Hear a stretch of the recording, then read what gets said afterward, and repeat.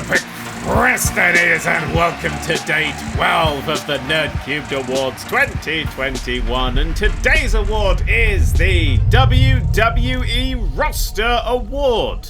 This is given to the game with the biggest wasted potential, something with all the potential in the world, but it's being squandered hard, like Star Trek Voyager, or me? Oh shit. And the winner is...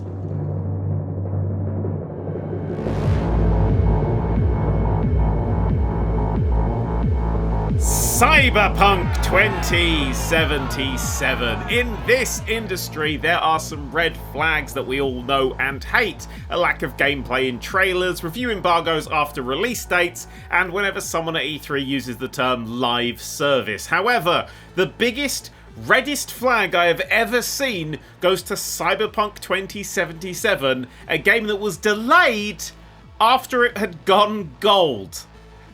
They announced it was finished, and then they delayed it. Buckle your seatbelt, Timmy, we're heading for a car crash. Cyberpunk 2077 has, without a doubt, the most beautiful city in video game history. Night City's monolithic neon-soaked towers are stunning. The cast of characters that reside in it are unique and memorable, and a good majority of the missions are so fantastically written. Pyramid Song might be the best mission in an open-world game ever, and it's a fucking side quest. The voice acting is great, the sound design is exquisite, and I've never seen so many dildos outside of an Activision Blizzard board meeting. It's just... the game is shit. It's a bloated Far Cry with an endless amount of systems, none of which have any sort of cohesion with the others. There's an entire crafting mechanic I never once used, upgrades that I'm not entirely sure what they did, and an endless array of tools that just aren't useful. The police will appear out of nowhere to chase you for about 2 feet before fucking off. The map is so full of useless icons like food vendors. I mean, you can literally never change your hairstyle outside of the initial character creator in a cyberpunk game, and the AI is so woefully poor that the only threat they pose is that they might slap you in the face when they snap into a T-pose. It took several patches for the cars to have the ability to drive around you, for fuck's sake. And not to mention the bugs. Fuck me, has a game ever launched in such a sorry state?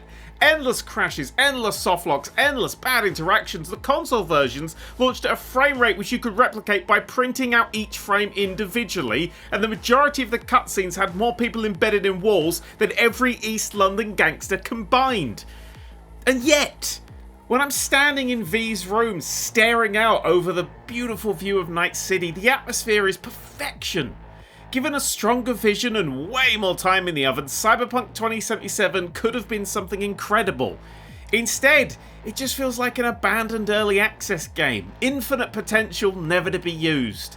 Slowly, as I walk away from that window, I realise my trousers have disappeared. Again. See you tomorrow.